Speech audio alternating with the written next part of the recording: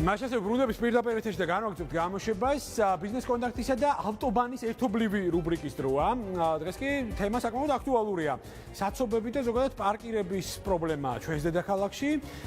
მაშასე ბაკურ ხუნდაძის საინტერესო აქცენტები ჩვენს ერთობლივ რუბრიკაში. მაშასე წამოყევით ავტომობილის როგორც სოციალური მოვლენის ნაკვალებს, მაგრამ გზაში არც მეტი არც ნაკლები დაგვხვდა საცობი და სიმართლე გითხრათ, ვერც მარტივად ვერ მივაპარკინგეთ. თუმცა მაინც მოვახციეთ და განვაგრძობთ რეალურად ამ კვალზე სიარულს და ტრადიციისამებრ შაბათის მასპინძელი ბატონი ბაკურ ხუნდაძე და ავტობანი. მოგესალმებით ბატონო ბაკურ, დიდი მადლობა თქვენი დროისთვის. პირველ რიგში პრობლემა, რომელიც საკმაოდ კომპლექსურია. გულისხმობ ამ შემთხვევაში პარკირების თემას, საცობების თემას, მოდი ასე ვთქვათ, ქალაქის ერთიანი ლოჯისტიკური ხაზი. საინტერესო იქნებოდა თქვენი რეკომენდაციები და აქცენტები ამ კუთხით. სანდრო, მოდი ერთ რაღაცას ვიტყვი, რომ მე განათლებით ვარ არქიტექტორი. კარგი თანხმედრა მოხდა ჩემში, ის რომ ვარ დაინტერესებული ავტომობილებით და პლუს ვარ არქიტექტორი, რომელსაც საკმაოდ კარგად მესმის ეს ურბანული პრობლემები, ამაზე მიმუშავია ახალგაზრდობაში. შემდეგ ძიმე პერიოდის მე მოხდა რომ მე გადავერთე ამ ბიზნესში. ამიტომ საკმაოდ ტყივა ეს პრობლემა, როდესაც ხედავ რომ არსებობს მისი გადაწყვეტის საშუალებები, მაგრამ ბევრი რამე არ კეთდება, უბრალოდ ნელა კეთდება, ან არ კეთდება, ან დაგვიანებით კეთდება და ჩვენ ვაგვიანებთ პროცესებზე რეაგირებას. ძველ დროში ქალაქის გეგმარებაზე მთელი ინსტიტუტები მუშაობდა, შეიძლება ეს გაწელილი და გაჭიმული იყო ის კადრები, ვინც ამაზე მუშაობდა, მაგრამ ესეთი ინსტიტუტი უნდა არსებობდეს, ვინც ქალაქზე იზრუნებს. აი იმის გამო, რომ სწორედ ეს ინსტიტუტი ჩვენ დავგარგეთ, დღეს ქალაქის გეგმარება გადავიდა ესეთი ქაოტურ განვითარებისკენ. იზრდება და იზრდება სახლების რაოდენობა და მაგრამ აინტერესებს ამ სახლებში ვინც იცხოვრობს, იმათმა სად უნდა იმუშაო. თუკი ყველა ინდუსტრიული წერტილი დავანგრიეთ და მის ადგილზე აღმოცენდა სახლი. მესმის, თუმცა ეს ერთი მხარეა პრობლემის. მეორე მხარე, აქ შედარებით ახლა სადაც ვიმყოფებით ფეიქრების ქუჩაზე, გაცილებით უფრო მარტივად არის საქმე პარკირებასთან დაკავშირებით. ეს კომპანიას თავისი ტერიტორია დათმობილი აქვს პარკირებისთვის, ეს გამიზნულად გავაკეთეთ, მაგრამ რაქნან იმ კომპანიებმა ვინც ქალაქის ცენტრშია განთავსებული. აი მაგალითად სააკაძის მოედანზე ჩვენ გაგვაჩნიეთ ფილიალი სააკაძის მოედანზე, ეს არის ერთ-ერთი ჩვენი მეორე წერტილი ჩვენი კომპანიის განვითარების ბაზაზე, რომელიც საკმაოდ კარგად მუშაობდა, მაგრამ სრულად რამოდენიმე ხნის წინ აღმოჩნდა, რომ ეს პარკირება გაუქმდა. რეალურად კომპანია შეუცვალეს კონსტიტუცია მთლიანად, ხო? ის ამოცენდა პარკირებულ ადგილზე, სადაც საკმაოდ მარტივი იყო პარკირება და დღეს მთლიანად გაუქმეს პარკირება. მე არ ვიცი, რამდენად ერთგული კლიენტი ყავს ჩვენ, რომელიც ჩვენთან დადის, მაგრამ ზოგს 500, ზოგს კილომეტრის მანძილზეც გაჩერება უწევს მანქანას, რომ ჩვენამდე მოაღწევს და როდემდე გაგრძელდება ეს ერთგულება, არ ვიცი. ჩემ გვერდზე 4 კომპანია გაკოტრდა. მე არ ვიცი ბიუჯეტის მხრივ მათ რა თანხები შექმნათ ბიუჯეტში, მაგრამ ნუ თუ ესე მარტივია დღევანდელ ეკონომიკურ მდგომარეობაში, რომ 5 კომპანია უცებ გაწირო იმისთვის, რომ მათ შეტანები შეწყვიტონ და საკმაოდ წარმატებული კომპანიები გაკოტრების პირზე მივიდნენ, ერთი დაიკეტა, მეორე დაკეტვის პირას არის და დანარჩენებიც იგივე მდგომარეობაში. მოდი ჩვენი საუბარი რომ იყოს პირდაპირ სიგნალი მათ შორის დედაქალაქის მერიისადმით, რეალურად მოდი ესეთი ზღვარი გავავლოთ.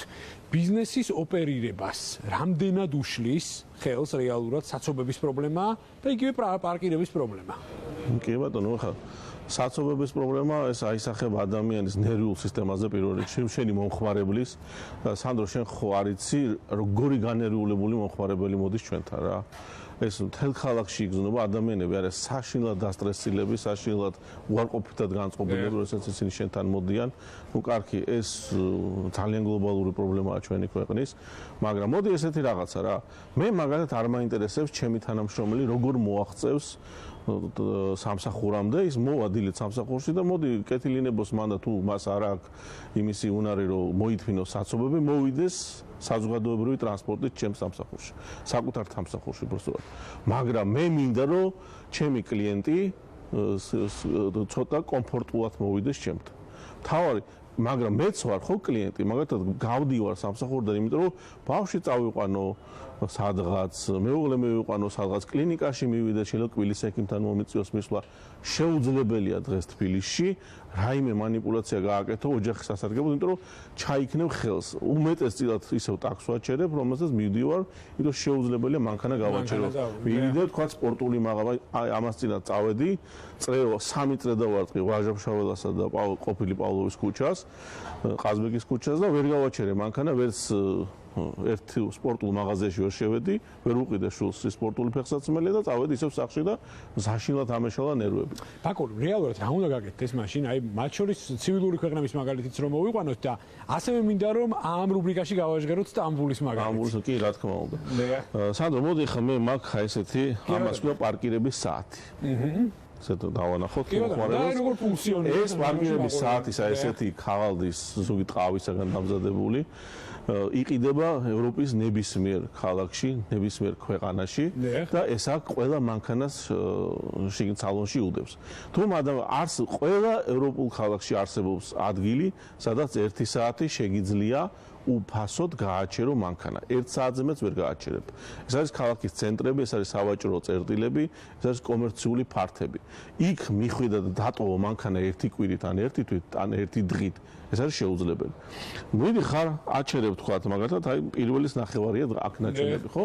ნებისმიერი პატრულის მანქანა თუ პარკირების კომპანია გამოივლის, შენ 2-ის ნახევრამდე ვერავნაირ ჯარიმას ვერ დაგიწერენ. ნუ ხა 2-ის ნახევარსაც თუ გადასდა 5 წუთით აქ იმაზე როგორც არ გედავებიან, მაგრამ მანქანა იდგეს 3-მდე, 4-მდე გამოგიწერენ ჯარიმას აუცილებლად საკმაოდ დიდ თანხას დამაგერა. მაგრამ ეს აძლევს საშუალებას მანქანის ფლობელს, რომ მივიდეს 1 საათის განმავლობაში კაფეში თავისუფლად შეუძლია მათ ყავა დალიოს, ვიღაცა შეხვდეს, დაელაპარაკოს, შევიდეს მაღაზიაში, იყიდოს ფეხსაცმელი ან ტანსაცმელი, შევიდეს კლინიკაში, ელემენტარული მანიპულაცია ჩაიტაროს და გამოვიდეს დაждდეს, დედა მიიყვანოს საავადმყოფოში, გააჩეროს მანქანა. იქ შეიძლება მინიშნებული იყოს, რომ კლინიკის გვერდზე შეიძლება 2 საათიანი შეიძლება დგომა იყოს შესაძლებელი, რადგან მაინც კლინიკაა. ამას განსაზღვრავს ის კომერციული ფართის, თქვათ, თუ რას ემსახურება ის და რამდენი ხანი შეიძლება იქ გაჩერდეს ადამიანი, მაგრამ საოცრად ხელშემწყობია ეს ამისი. მე არ ვიცი ხა ეს ჩვენი ქალაქისთვის რამხელა გადარჩენა იქნება წარმოგენია. მე ვიცი რომ დღეს თქვათ ქალაქის ცენტრში განლაგებული მაღაზიები თითქმის განკოტრების პირას არის ყველა. ყველა ლოგისტიკური სიტუაციიდან გამომდინარე რომ მანქანის ფლობელს, მომხმარებელს იქ მისვლა თითქმის შეუძლებელი ხდება. მე არ ვიცი, ბაკო. რა მარტივი გადაწყვეტაა ხო ამ პრობლემას? ძალიან მარტივი გადაწყვეტაა, მაგრამ გაჭრის კი ეს ყველაფერი არის, რაც მე დარწმუნებული ვარ, თქვენს მიერ მოსაყოლი ამბავი, რომელიც ჩემ და თქვენთვის საყვარელ ქალაქ სტამბულს უკავშირდება, მეტწილად რეალურად მიგვიყვანს იმ მენტალურ პრობლემამდე, რაც რეალურად დგას. სანდრო, რა თქმა უნდა, მენტალიტეტი ეს არის ის, რომელსაც საერთოდ შეიძლება არც საათი დაგჭირდეს, ეს უბრალოდ პატივისცემაც იყოს და ამითიც გადაწყდეს, თუ მენტალიტეტში ეს გაქვს. მოდი მე ერთ ამბავს მოვყვები. კი ბატონო, გამი. საკმაოდ მიყვარს სტამბული და ჩვენ მას ხათაშორის ჩვენი ქალაქი სტამბულის განვითარების მიხედვით მიდის, იმიტომ რომ იქ აი ესეთი ქაოტური მშენებლობები არის, ყველგან არის ვიწრო ქუჩები, ჭამენ ქუჩებს, მშენებლობები პატრავდება ქალაქი და რა მოხდა იქ თქვათ, ხო? თურქებმა გადაწყვიტეს, რომ თუ მათ ესეთი დაპირისპირების მიზნით წავიდნენ ერთმანეთთან, ისინი საერთოდ ვერ მოძრაობენ ქალაქში. ამიტომ აი სტამბულში მოძრაობის გზნობ თუ როგორი პატივისცემით გემყრობა შენი კოლეგა, რომელიც შენ საპირისპიროდ მოდის და აი მაქსიმალურად ცდილობს დაგითმოს გზა. მაქსიმალურად ცდილობს რომ არ მოიქცეს, ისე რომ გაჭედოს მოძრაობა, ის შეიძლება რამდენიმე ხანი გაჩერდეს კიდევაც, ოღონდ შენ გაიარო და შემდეგ მას გაეხსნას გავლეგავის საშუალება. იქ რომ ეს არ იყოს, სტამბული იქნებოდა ერთი დიდი უზარმაზარი საცობი. მეორე კიდე, ჩვენი დამოკიდებულება ბიზნესის მიმართ, აი ეს მეორე დეტალი მაქვს მოსაყოლი. ზუსტად ბიზნესის ჭრილში.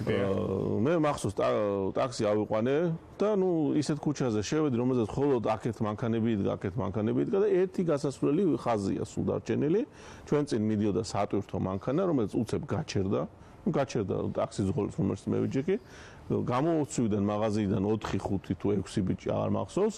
გახსნეს კარები ამ სატვირთო მანქანას და დაიწყეს დაცლა ამ სატვირთო მანქანის ხალიჩები იყო შელაგებული უზომო რაოდენობის და დაიწყეს ამ ხალიჩების შეტანა. გაგრძელდა ეს 5 წუთი, ხმას არ იღებს არავინ, უკან მანქანები გაჩერდა იქ ჯიპიც გაჩერდა, ისეთი პრესტიჟული მანქანებიც გაჩერდა, არც ერთი პიპინი. არც ერთი სიგნალი უბრალოდ არ ისმის. მე გაუგნებული ვარ 10 წუთამდე გრძელდება ეს მომენტი და ტაქსის ზღოლს ვეკითხები რომ მეთქი რატო არ გეშლება ხა ნერვები რომ ესენი ესე იქცევიან მეთქი და მუშაობენ, რა ვქნაო, მე ხა ადამიანები ტყუილად ხო არ დგანანო, ხო? მე ვეკითხები, აი უკავას ჯიპი დგას, მეთქი ის როგორ არა სიგნალებს მეთქი და იცი რა უცნაური პასუხი გამცა ჩვენი ქვეყნისთვის უცნაური პასუხი. ამ ადამიანმა სანამ ამ ჯიპში ჩაждდებოდაო, ეს გზა გაიარაო და მან იცის თუ რა არის შრომის ფასი. თუ მასაც ნამუშევარი ექნება, ის ჯიპში ვერ მოხდებოდა, თუ ის არ იმუშავებდა სამდე მაღაზიაში, სამდე ქარხანაში და მან იცის, რომ ქვეყანაში არის გაჭირვება გზების მხრივ და დათმობა და მოთმენა არის ერთადერთი გზა ამ პრობლემის გადასალახავად. მაგ ძალიან საინტერესო მაგალითია და ანუ რეალურად თქვენი რეკომენდაცია ყველაფერს მაშინ ჭარბ სატრანსპორტო ნაკადამდე არ მივყავართ. აჩურის მენტალობაც არის. მენტალობაა, კი. მნიშვნელოვანი ნაწილი და ამ შემთხვევაში მათ შორის ხელისუფალის უკომპრომისობაც, რომელიც საჭიროა. კი, რა თქმა ამ უნდა. პრობლემის გადასაჭრელად. სამკუთხედი წარმოვშვით ჩვენ საუბარში. როგორ გესახებათ ამ პრობლემის გადაჭრა, რომ ერთის მხრივ ჩვენ მივიღოთ გამართული ლოჯისტიკური ხაზი დედაქალაქში, გამართული სამოქალაქო სექტორი და რა თქმა უნდა გამართული ბიზნეს სექტორი, აქედან გამომდინარე და რა არის თქვენი ამ შემთხვევაში თქვენეული რეცეპტი? ხო, ხვდებით სანდრო, ესე მივედი იქამდე, რომ ურთიერთ პატივისცემა და დათმობა მძღოლებისადმი ეს არის ერთ-ერთი წამყვანი ფაქტორი. მეორე ის რომ ქალაქის მერია ეს არის მენეჯერი, ხო?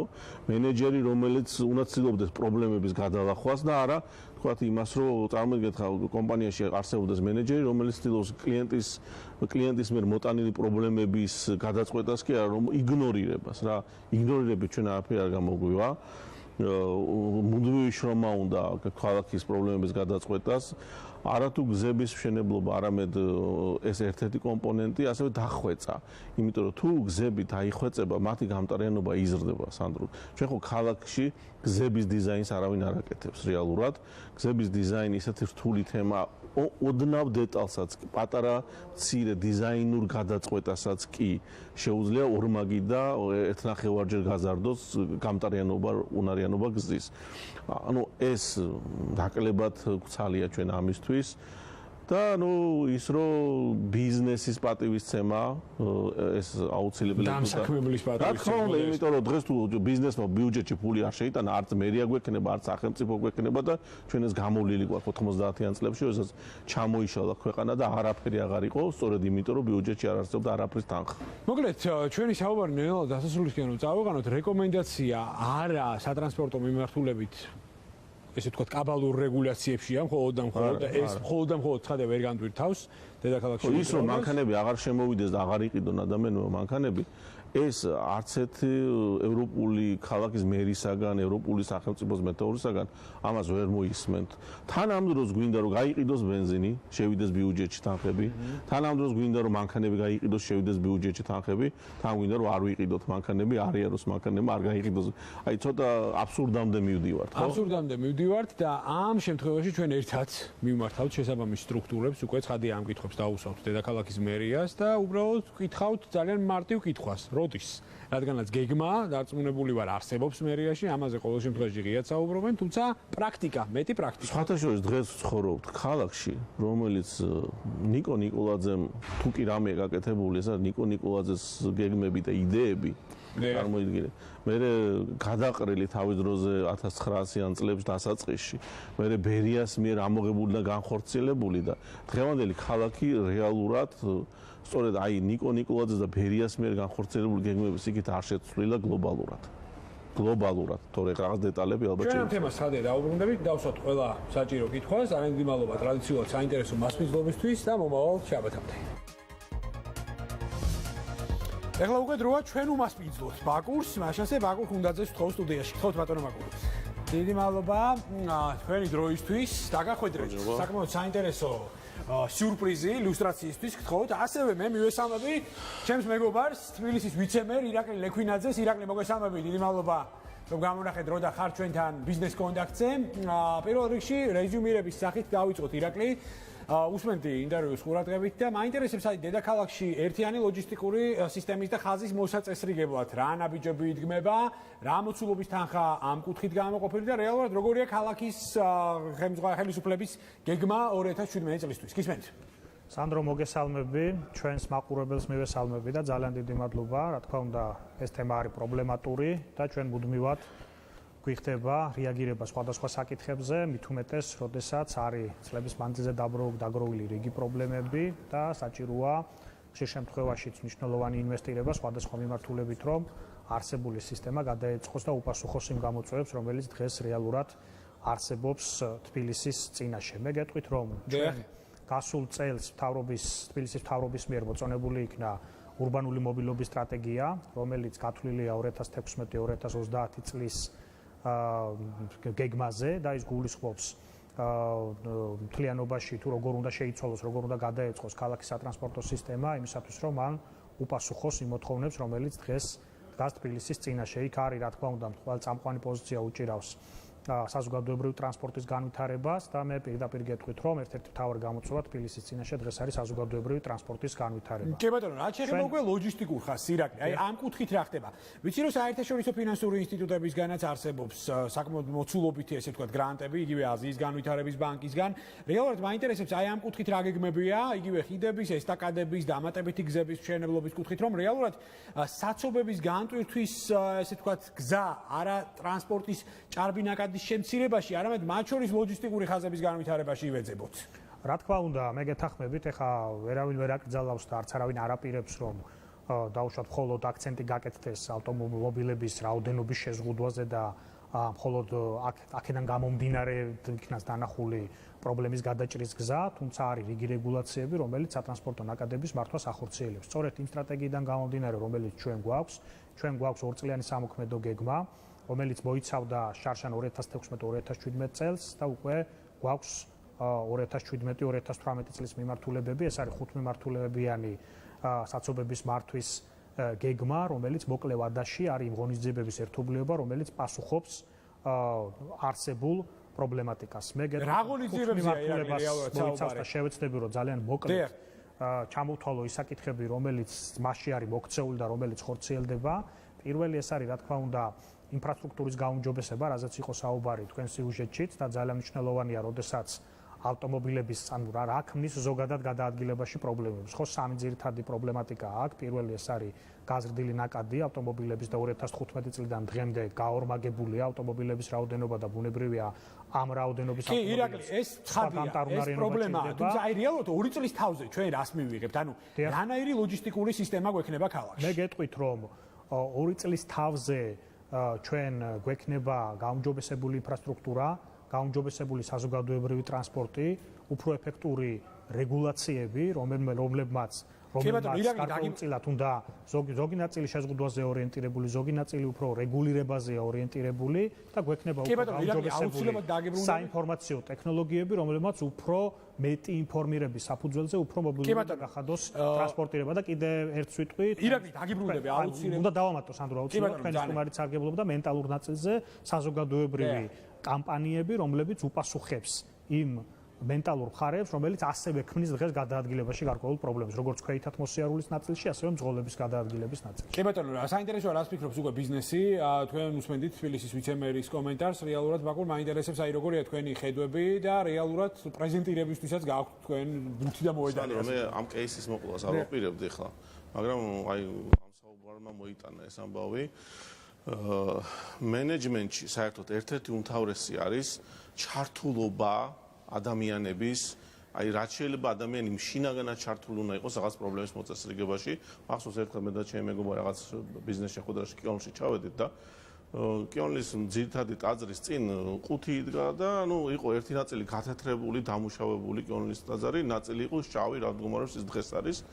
და იქ უყურებ რა ხალხი აგდებს ფურცლებს, წერენ რაღაცას და აგდებენ და შევესწრებს სწრაფად მოყვე და რა ხდება მეთქი ვეკითხები და გამოკითხვა მიდის მოსახლეობის რომ გაწყობთ აი ესე გათეთრდეს ტაძარი თუ იყოს ის ბუნებრივად როგორც 400 წლის განმავლობაში გაშავდა აი რამდენად ცდილობდა მერია ჩართული ყოფილიყო ადამიანები ამ საკითხთან მიმართებაში ხალხის ჩართულობა და ეს კომპონენტი ეს არის დემოკრატიის უპირველესი თქვენი ნაკლია დღეს მე ეს კომპონენტი ხალხის ჩართულობის აი მე მაგათ არქიტექტორი ვარ და აი არ ვიცი ვერ ვაგნებ თქვა არც ერთი ტესტ თქვენი ბრალისა ტელევიზიების მეტი აქტიურობა განხილვა ამ პროექტების თქვათ და მეტი ყურადღების მიქცევა იმ საკითხებისადმი თუ რა სამუშაოებს მე ისე მოვიტანი აგერ ეს პარკირების ისა და მე ბატონ ირაკლის მინდა შევთავაზო იქნებ ამაზე შეხვედრა მოვაწყო და რაღაც ექსპერიმენტი ჩავატაროთ მე 2012 წელს ნავთობპროდუქტებში შევხვდი მაშინ ქალაქის ამ სატრანსპორტო სუპროზე მან გითხრა რომ